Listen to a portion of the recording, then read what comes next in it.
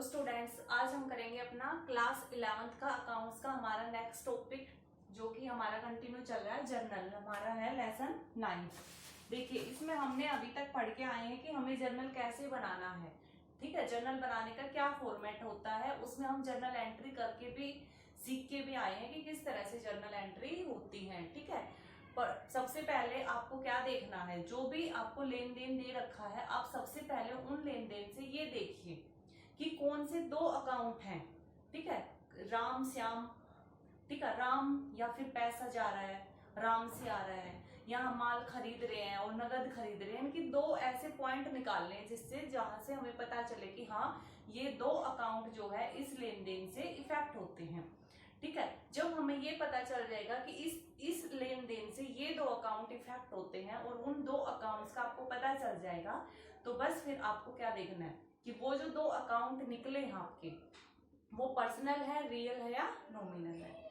Real है तो real के रूल के हिसाब से उसको डेबिट क्रेडिट कर दो, अगर पर्सनल है तो पर्सनल के हिसाब से। जैसे राम ने 1000 रुपए में सामान को सेल किया, ठीक है, तो यहाँ पे क्या होगा, यहाँ पे एक तो राम है, एक 1000 रुपए और एक सेल है, आपको तीन चीज दिख रही होंगी। लेकिन जब पैसे की बात आ जाती है, नगद चीज बेचने की बात आ जाती है, तब हम ये नहीं देखते कि किसने बेचा है और किसको बेचा है। यानी कि हमारे लिए मेन बात है कैश। यहाँ पे हमें कैश मिला और कैश कहाँ से आया है, सेल्स से। तो हमारे दो अकाउंट हमें पता चल गया कि इस लेन देन से ये दो चीजें इफेक्ट हुई है, कैश और सेल्स। अब सेल्स क्या है, सेल्स है नॉमिनल और कैश क्या है, रियल अकाउंट। तो कैश का रियल अकाउंट के हिसाब से, रियल अकाउंट का रूल क्या है, डेबिट व्हाट कम्स इन, जो आया उसको डेबिट कर देंगे। तो कैश अगर आया है तो डेबिट हो जाएगा और अगर कैश गया है तो क्रेडिट हो जाएगा। उसी तरह से सेल्स है नॉमिनल अकाउंट, तो नॉमिनल का रूल क्या है, debit all the expenses and losses, सारे खर्चे और हानियों को हम डेबिट करते हैं और सारे इनकम और लाभ को हम क्रेडिट कर देंगे। तो बस आपको हर एक लेन देन से ये दो आइटम अगर आप निकाल लेते हो, ठीक है, दो अकाउंट्स को आप आइडेंटिफाई कर लेते हो, तो आपको जर्नल एंट्री करने में कोई दिक्कत नहीं आएगी। तो आज का हमारा टॉपिक है डिस्काउंट। देखिए, डिस्काउंट क्या है, हमने सुना तो हर किसी ने होगा डिस्काउंट। ठीक है, हम आम बोलचाल की भाषा में सुनते हैं कि डिस्काउंट है, ठीक है, डिस्काउंट पे चीजें बिक रही है, उसने मेरे को इतना डिस्काउंट दे दिया। हम सब इस शब्द से सब वाकिफ हैं। लेकिन अकाउंट में डिस्काउंट क्या होता है, देखिए, डिस्काउंट मीनिंग तो वही है, छूट, कटौती। यानी कि इसमें क्या होता है कि जब हमें अपने किसी सामान के ऊपर, ठीक है, उसकी मूल्य में हमें कुछ छूट मिलती है, ठीक है, तो वही हमारा क्या होता है, डिस्काउंट या छूट। यानी कि जब हमें किसी सामान को खरीदने या बेचने के टाइम पे कुछ छूट हम या तो लेते हैं या किसी और को छूट देते हैं। ठीक है, यानी कि जो मूल्य, जो वस्तु जिस मूल्य की है, उस मूल्य से थोड़े से कम मूल्य में वस्तु को खरीदना या बेचना, वही क्या कहलाता है, डिस्काउंट या छूट। अब जैसे एक वस्तु 100 रुपए की है और हम उसको 98 रुपए में बेच रहे, 98 में, तो यहाँ पे 2 रुपए क्या है, डिस्काउंट के। ठीक है, हमने उस व्यक्ति से बोला कि भाई 100 रुपए की चीज है, तुम अपने बंदे हो, कोई बात नहीं, मैं 2 रुपए की आपको छूट दे दूंगा। ठीक है, तो ये 2 रुपए क्या हुए, डिस्काउंट के। अब देखिए, अकाउंट्स में डिस्काउंट भी दो तरह की होती है, ट्रेड डिस्काउंट और कैश डिस्काउंट। ठीक है, ट्रेड डिस्काउंट क्या होता है, व्यापारिक छूट, कैश डिस्काउंट नगद छूट। अब व्यापारिक छूट क्या होता है, व्यापारिक छूट होता है कि वस्तु का जो लिस्ट प्राइस है, जो लिस्ट प्राइस है जिसको बोलते हैं सूची मूल्य। यानी कि जब देखिए आप कोई भी बुक्स लेके आते हैं, रजिस्टर लेके आते हो, कोई भी सामान लेके आते हो, तो आप उसके ऊपर देखते होगे, ठीक है, लिस्ट प्राइस या सूची मूल्य, आपको ऐसा दिखता होगा कहीं ना कहीं लिखा हुआ।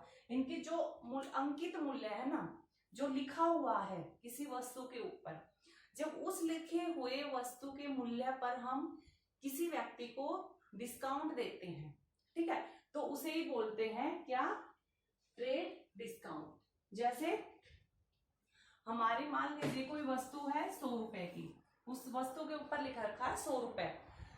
अब हम इस 100 रुपए की वस्तु के ऊपर हम कहते हैं 10 रुपए का 10% डिस्काउंट। यानी कि जो कीमत लिख रखी है वस्तु की, वस्तु की जो कीमत लिख रखी है उस लिखी हुई वस्तु का 10% हम उसको छूट देते हैं। तो यानी कि हमने उसको कितनी छूट दे दी, 10 रुपए की छूट दे दी। वस्तु 100 की थी, 10 की छूट दे दी, यानी कि हम उसको कितने में बेच रहे हैं, वो वस्तु 90 रुपए में। तो जब जो अंकित मूल्य है, जो वस्तु के ऊपर लिखा हुआ मूल्य है, जब हम उस मूल्य के ऊपर छूट देते हैं तो वो हमारी कहलाती है ट्रेड डिस्काउंट। जैसे कि मान लीजिए हमने 1 लाख रुपए का सामान सेल किया है 20% ट्रेड डिस्काउंट पर, ठीक है। तो यहाँ पे हमारी क्या जनरल एंट्री होगी, आप वो समझिए। सामान कितने का था, 1 लाख का, यानी कि हमने 1 लाख में कोई सामान खरीदा था, हम उसको बेच रहे हैं 20% डिस्काउंट। तो 1 लाख का 20% हम ऐसे निकालेंगे, 1 लाख का 20% कितना हो गया, 20,000, ठीक है।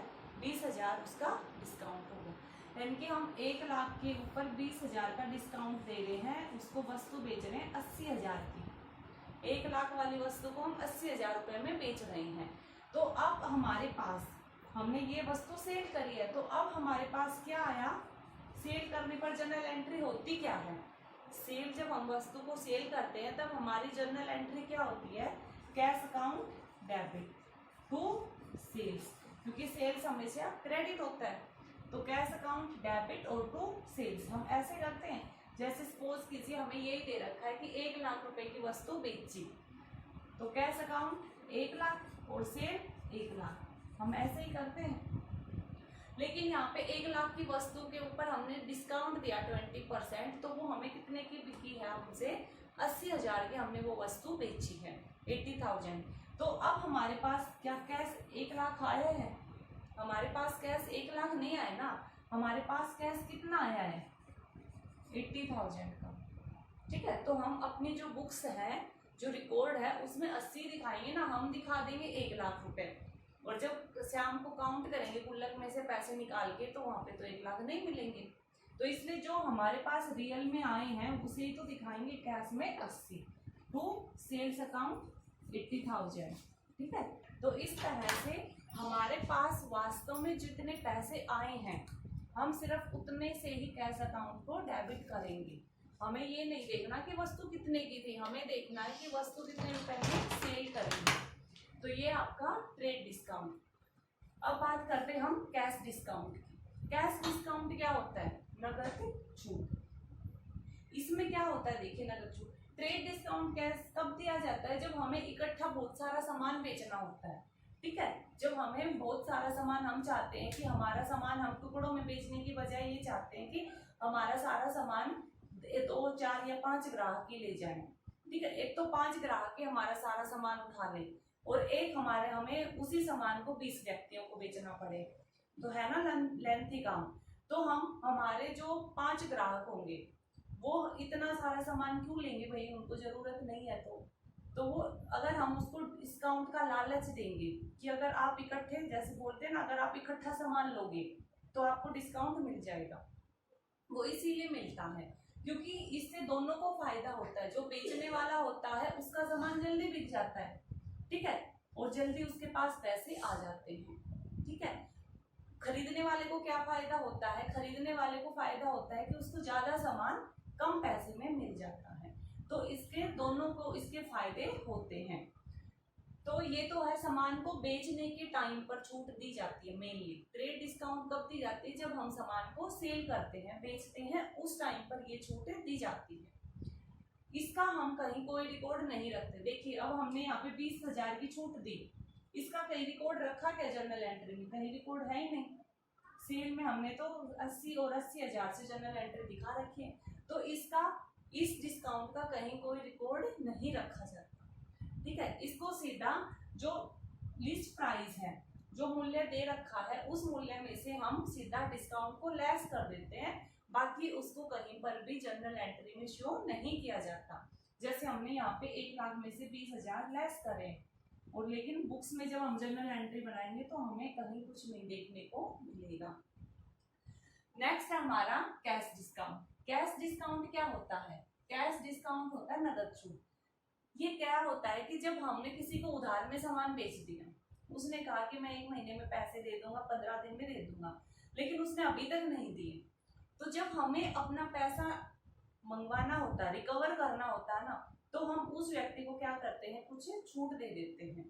ठीक है, यानी कि कुल रकम में, जब कुल जितनी रकम हमें वसूल होनी, जैसे वो तो किस पे था, सूची मूल्य पर, ये दिया होता है कुल रकम।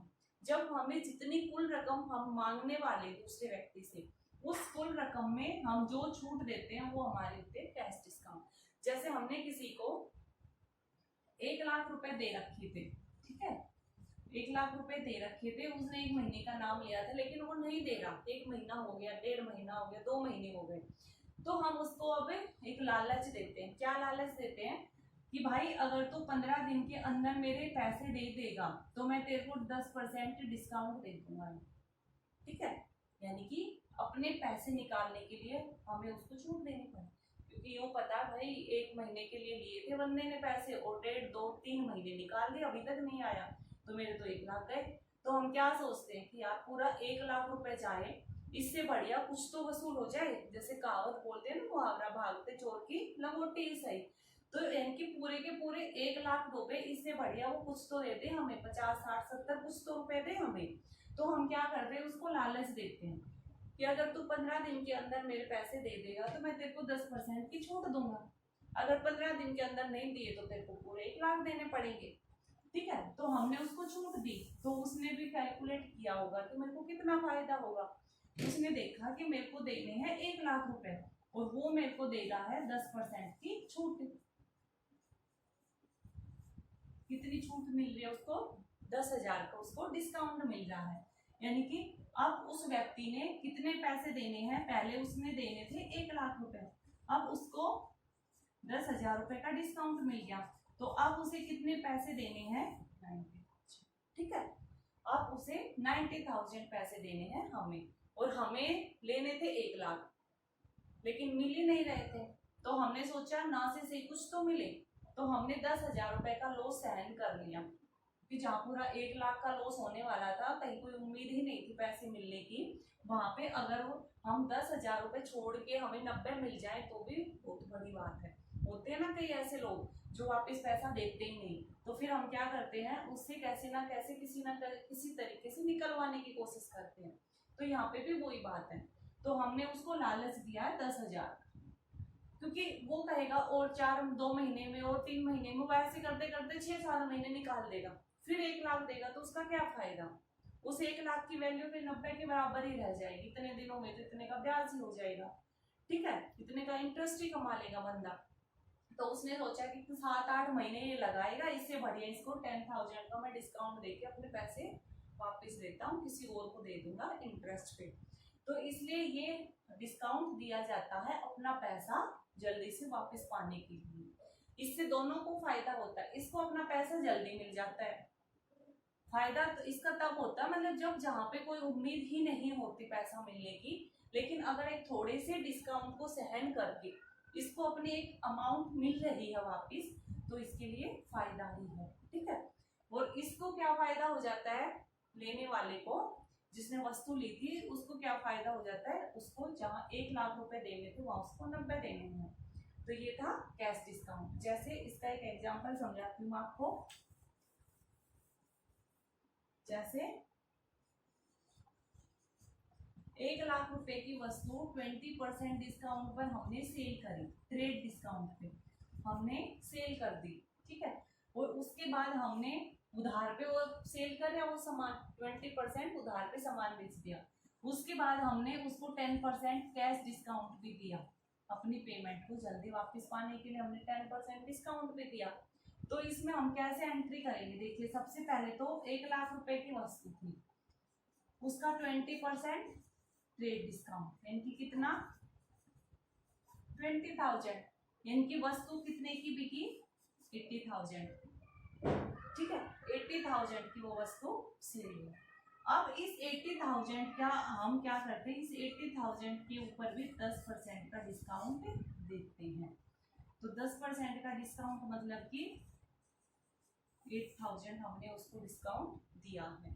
ठीक है, तो यानी कि उसको 80,000 रुपए देने थे। देखिए एक डिस्काउंट तो उसको यहाँ पे दे चुके हम कि भाई स्टार्टिंग में बेचने के टाइम पे हमने उसको 20,000 रुपए कम में वो सामान बेचा, हम उसको 80 में बेच रहे हैं, लेकिन वो 80 में भी नहीं मान रहा। वो कह रहा 2 महीने बाद पेमेंट करूंगा, 3 महीने बाद पेमेंट करूंगा, अभी तो मैं नगद नहीं खरीद सकता। तो हम क्या सोचते हैं यार 3-4 महीने लटकाएगा, चल इसको थोड़ा सा और डिस्काउंट दे देते हैं और सारी की सारी पेमेंट नगद में अभी ले लेते हैं। तो हम क्या कहते हैं कि अगर आप अभी नगद में पेमेंट कर जाओगे सारे 80 की 80 रुपए की, तो हम आपको 10% डिस्काउंट देंगे। यानी कि 80,000 रुपए देने थे उस व्यक्ति को, अब उसको 8,000 रुपए का और डिस्काउंट मिल गया। ठीक है, तो अब उसे कितने रुपए देने हैं? 72,000। ठीक है, यानी कि हमारे पास देखिए अब हम इसकी अपनी जर्नल एंट्री करेंगे। ठीक है, बुक्स में तो हम क्या दिखाएंगे जर्नल एंट्री में? कैश अकाउंट डेबिट, क्योंकि हमारे पास पैसे आए हैं तो कैश अकाउंट डेबिट। कितने से कितने पैसे आए हैं? 72,000। ठीक है, टू सेल्स, क्योंकि हमने बिक्री करी है ना, सेल्स करी है। सेल्स कितने की करी है? उस सामान की वैल्यू 80,000 निकल के आई थी। ठीक है, तो सेल्स 80,000। आपको ये 72 नहीं लेने हैं, यहाँ पे बस एक यही चीज है। ट्रेड डिस्काउंट में तो आप क्या करते हैं, यहाँ पे भी 80 और यहाँ पे भी 80, लेकिन यहाँ पे कैश डिस्काउंट है, यानी कि यहाँ पे आपकी वस्तु 80,000 रुपए में बिकने के लिए तैयार है, लेकिन 80 में बिक सकती है, लेकिन पैसे वापस जल्दी से पाने के लिए हमने उसको थोड़ा और छूट दिया है। ठीक है, तो ये जो छूट दिया 8,000 की ये हमने वस्तु पर नहीं दी, वस्तु के मूल्य पर नहीं दी, ये हमने अपने पैसे को जल्दी पाने के लिए उस पैसे के ऊपर दी है। ठीक है, तो हम सेल्स में तो जो वस्तु का मूल्य निकल के आ गया वो दिखाएंगे, तो टू सेल्स में हम 80 दिखाएंगे, लेकिन पैसे हमारे पास आए हैं 72,000। ठीक है, पैसे हमारे पास आए हैं सिर्फ 72,000। तो जो डिफरेंस है कितने का? 8,000 का। तो जो डिफरेंस है 8,000 का वो हमारा क्या है? डिस्काउंट। ठीक है, कौन सा डिस्काउंट? Cash discount. तो कैश आप लिखो चाहे ना लिखो, क्योंकि डिस्काउंट एक ही होता है, ट्रेड वाले डिस्काउंट की तो एंट्री नहीं होती। तो यहाँ पे डिस्काउंट का मतलब हम हर कोई समझ जाएगा कि कौन सा डिस्काउंट है, cash discount.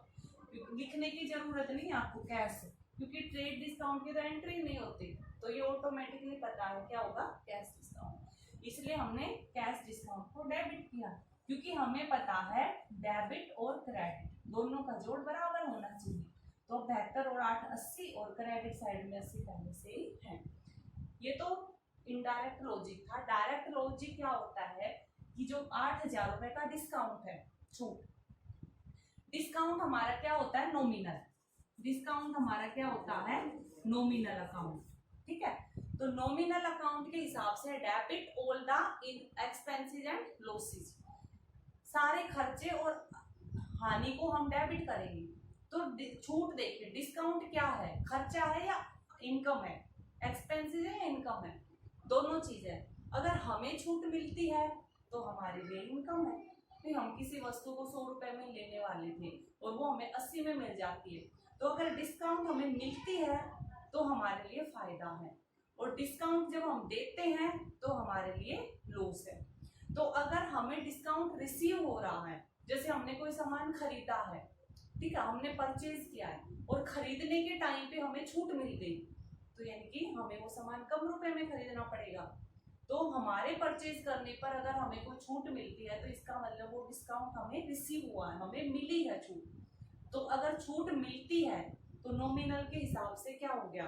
Discount nominal account है। याद रखना, डिस्काउंट क्या है? Nominal account. तो नॉमिनल के हिसाब से credit all the income and gain, तो छूट हमें मिली है तो इसका मतलब हमें एक लाभ हो गया, आय हो गई हमारी। ठीक है, हमें प्रॉफिट हो गया, तो इनकम हुई है, इसका मतलब हमारे डिस्काउंट क्या करेंगे हम? क्रेडिट। तो अगर हमें छूट मिलती है तो हम करेंगे टू डिस्काउंट। ठीक है, और अगर हम छूट किसी को देते हैं तो हमारे लिए क्या हो गया? लॉस हो गया, तो डिस्काउंट हम करेंगे डेबिट। जैसे हमने सामान बेचा था, बेचने के टाइम पे हमने दूसरे वाले व्यक्ति को छूट दी तो हमें लॉस हो गया, या तो हमें 80,000 रुपए मिलने वाले थे और अब मिले हैं सिर्फ 72, तो 8,000 का हमें क्या हो गया? लॉस। तो इससे डिस्काउंट अकाउंट को हम डेबिट में कर देंगे। तो देखिए ये हमने डिस्काउंट का लॉजिक समझा, ठीक है। हम समझ गए कि डिस्काउंट, ठीक है, अगर रिसीव है तो हमारी क्या है, इनकम है, ठीक है। और अगर हम दे रहे हैं डिस्काउंट, ठीक है, ठीक है, तो हमारा क्या है, लॉस है, ओके। और डिस्काउंट क्या है, नॉमिनल अकाउंट है। तो नॉमिनल के हिसाब से इसकी हम एंट्री कर देंगे, नॉमिनल के रूल के हिसाब से। अगर डिस्काउंट मिलेगा तो क्रेडिट कर देंगे, और अगर हमने डिस्काउंट दिया है तो हम डिस्काउंट को डेबिट कर देंगे। अब उसके बाद आपका नेक्स्ट पॉइंट है कंपाउंड एंट्री।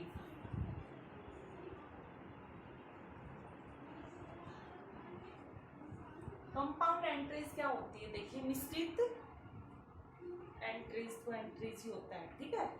कंपाउंड एंट्रीज उसमें क्या है कि आपका मान लीजिए किसी एक ही डेट में, ठीक है, एक ही दिन कई तरह के आपके लेन देन होते हैं। जैसे मान लीजिए 1 अप्रैल को आपके कई लेन देन हुए हैं एक जैसे से। जैसे 1 अप्रैल को आपने किसी को रेंट भी दिया है, 1 अप्रैल को आपने कमीशन भी दिया, 1 अप्रैल को आपने सैलरी भी दी है, ठीक है। तो हम मेनली इनके जर्नल एंट्री क्या करेंगे, देखिए हम जर्नल एंट्री बनाएंगे, उसमें हम 1 अप्रैल की डेट डालेंगे, उसमें हम देखेंगे रेंट दिया, तो हम क्या एंट्री करते हैं, रेंट की, रेंट नॉमिनल है, ठीक है, रेंट दिया, रेंट नॉमिनल है, नॉमिनल के हिसाब से डेबिट कर देंगे सारे खर्चे। तो खर्चा क्या हुआ है, रेंट का, तो रेंट डेबिट टू, क्योंकि रेंट दिया है इसका मतलब हमारे पास से पैसे गए हैं, तो रेंट टू कैश, ठीक है, जो भी अमाउंट है 1000 रुपए जो भी है। नेक्स्ट हमारी क्या एंट्री करेंगे, हमने कमीशन दिया है, तो कमीशन डेबिट टू कैश, ये भी एक ही तारीख को है। नेक्स्ट एक ही तारीख को हमने सैलरी भी दी है, तो सैलरी टू कैश, ठीक है, जो भी अमाउंट आपको दे रखे हैं वो सब कुछ लिख देंगे। तो आप एक चीज देखिए, एक को ये, एक को ये, एक को ये, तीनों चीजें एक ही तारीख को करी है। यहाँ पे भी कैश क्रेडिट है, यहाँ पे भी कैश को क्रेडिट, यहाँ पे भी कैश को क्रेडिट। तो हम इतनी सारी चीजों के बचने की बजाय, इतनी बार एक ही चीज को लिखने की बजाय, क्या हम इसको ऐसे नहीं लिख सकते, रेंट डेबिट, कमीशन डेबिट, ठीक है, सैलरी डेबिट और टू कैश। मान लीजिए ये 1000 2000 ऐसे था, ठीक है, मान लीजिए 1000 था, ये भी 1000 के थे और ये भी ये 2000 के थे, 2 और 2 4, तो 4000 का कैश गया। यहाँ से भी कैश टोटल कितना गया, 1000 का कैश यहाँ, 1000 का यहाँ, 2 का यहाँ, 4000 का कैश 1 अप्रैल को गया है। तो इतना लिखने की बजाय, ठीक है, हम इतना ही ना कर देंगे, क्योंकि एक ही डेट में हुए ना सारे लेन देन और एक जैसे से ही है, क्योंकि सब में कैश ही क्रेडिट हो रहा है, तो हमने उनको इकट्ठी ही उनकी एंट्री कर दी। तो जब 2 या 2 से ज्यादा लेन देन किसी एक ही डेट में होते हैं तो हम उनकी अलग अलग एंट्री करने की बजाय हम उनकी इकट्ठी जर्नल एंट्री बना देते हैं, उसे ही बोलते हैं कंपाउंड एंट्रीज। तो यहाँ पे हमने रेंट को, कमीशन और सैलरी को इकट्ठे डेबिट कर दिया और इन टोटल जोड़ के, ठीक है, क्योंकि टोटल इतना पैसा गया ना, तो इनका टोटल करके टू कैश में डाल दिया। तो ये था आपका कंपाउंड। तो अब आपका पॉइंट क्लियर हो गए। अब ये जो दोनों पॉइंट हमने समझे हैं, डिस्काउंट और कंपाउंड एंट्री का, अब आपके इसी टॉपिक से रिलेटेड कुछ क्वेश्चंस होंगे, वो आपको जर्नल एंट्रीज के हिसाब से करने हैं। तो जर्नल एंट्री कुछ भी मुश्किल नहीं है, बस आपको एक बार कॉन्सेप्ट क्लियर होना चाहिए। मैं फिर भी आपको एक क्वेश्चन करा देती हूँ, सारे तो नहीं कराए जाएंगे क्योंकि सेम है, कुछ नया है नहीं किसी में भी, ठीक है। जैसे आपका 4th एग्जाम्पल है बुक में,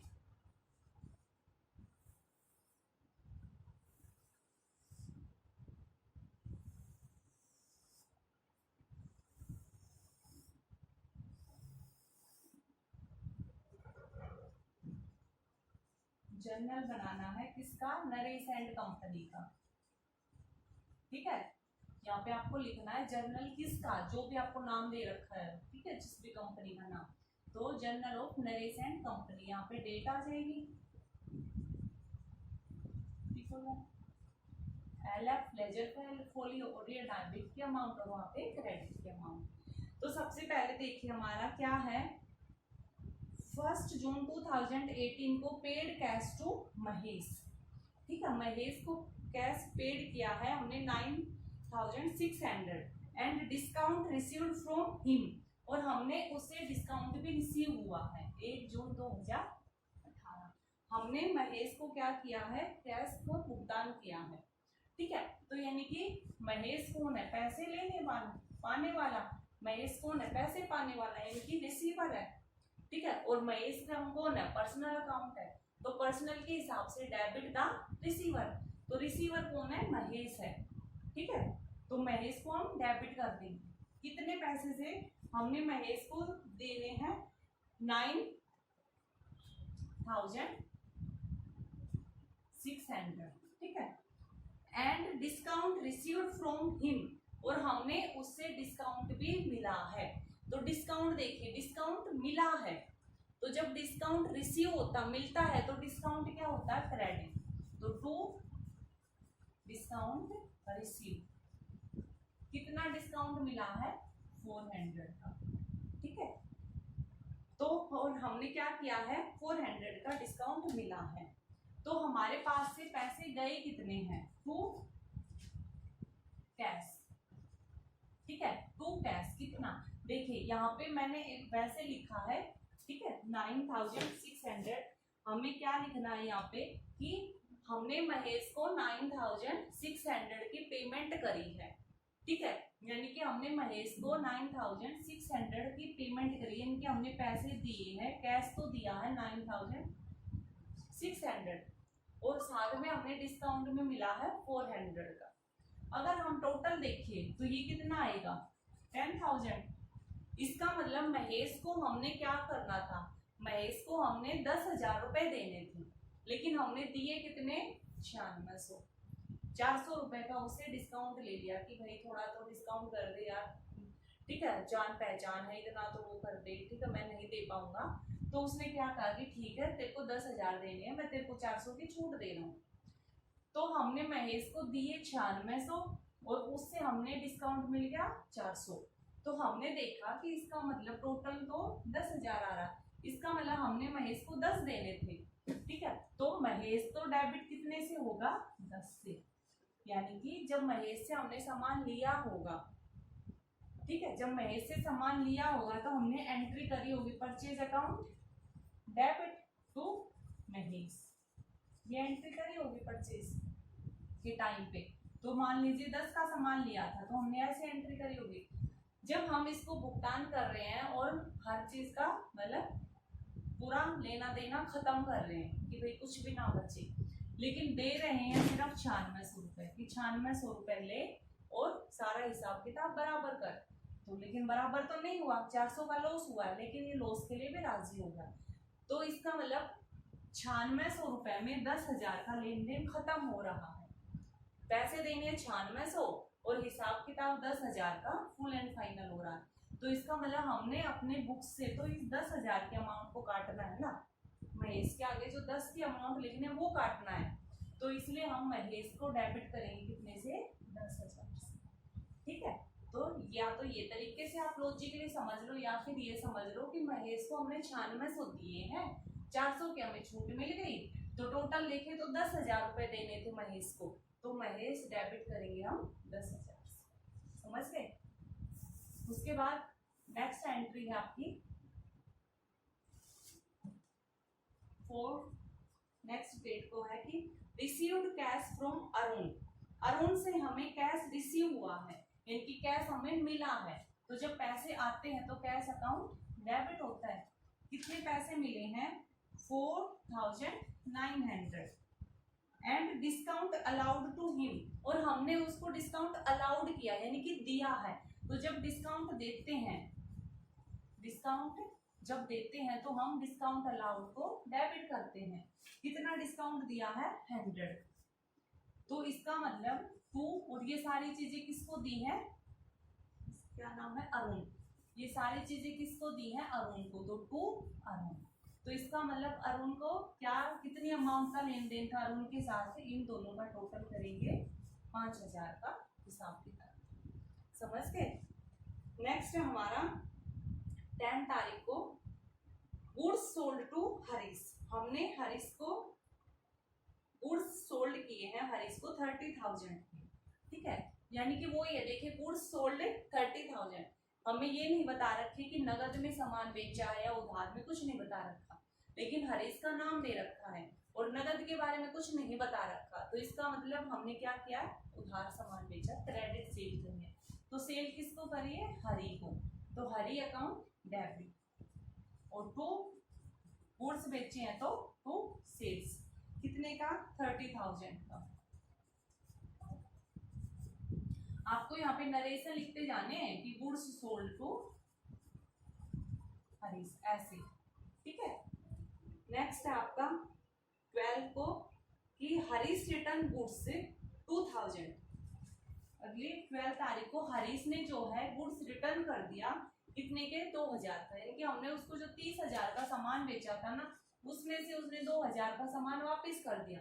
यानी कि यहाँ पे जो सेल्स करी थी वो सेल्स वापस हो गई, यानी कि सेल्स रिटर्न हो गया। तो मैंने बताया था ना आपको कि सेल्स हमेशा क्रेडिट होती है। ठीक है, और जब वो सेल किया हुआ सामान वापस आ जाता है तो हम सेल्स रिटर्न लिखेंगे, और सेल्स रिटर्न क्या होगा, डेबिट। तो सेल्स रिटर्न डेबिट हो गया 2,000 से, और टू ये सेल किसके को की थी, हरी को, तो टू हरी वापस क्या हो जाएगा, क्रेडिट हो जाएगा। तो टू हरी कितने से, 2,000 से। नेक्स्ट है हमारा 14 डेट को कि received cash from Harish 27,500 in full settlement of his account. 14 तारीख को हमने हरीश से हमें 27,500 रुपए मिले हैं, 27 तारीख को। तो सबसे पहले तो हमें कैश मिला है, कैश अकाउंट डेबिट, कितने का, 27,500 का कैश मिला है। लेकिन आगे वो कह रहा है कि कैश 27,500 मिला है और इस पैसे में ही हमने हरीश के साथ जितना भी लेन देन था उसकी फुल सेटलमेंट कर ली, इनकी हिसाब किताब बराबर। तो अब देखते हैं कि बराबर कैसे हुआ। तो हमारा हरीश कहाँ पे है, हरीश का कहाँ पे क्या कुछ था, हाँ हरीश तो ये रहा, ये हरीश था ही ना कि हरी। तो देखिए हरी को हमने 30,000 का सामान बेचा था ना, तो हमने हरी को 30 का सामान बेचा, इसका मतलब हमें हरी से 30,000 रुपए लेने। ठीक है, मैं यहाँ पे समझा रही हूँ, हमें हरी से 30,000 रुपए लेने, लेकिन इस 30 में से उसने 2,000 का सामान वापस कर दिया। तो अब हमें हरी से कितने रुपए लेने हैं, 28,000, क्योंकि हम 30 की कहेंगे, वो कहेगा 2 का तो सामान ही वापस कर दिया, तो कहेंगे तो फिर 28 दे दे। लेकिन उसने क्या किया, हरीश ने थोड़ा हमसे किया कि भाई थोड़ा और कम कर दे, कटौती कर, हमेशा तेरी दुकान से सामान लेता हूँ ये वो। तो हमने क्या किया, हमने कहा कि ठीक है तू 27,500 रुपए देते। कितने, 27,500। हरीश को 28,000 देने थे और वो तो 27,500 दे रहा है, यानी कि जब माइनस करेंगे तो हम देखेंगे 500 रुपए का डिफरेंस है। ये 500 क्या है, ये 500 है डिस्काउंट का, ये 500 क्या है, डिस्काउंट का, जो कि हरीश को मिलेगा। ठीक है, तो यानी कि डिस्काउंट हमने क्या किया है, हरीश को दिए, क्योंकि यहाँ पे हरीश को हमने सामान बेचा था तो हमें पैसे मिलने वाले थे ना सामान बेचने से।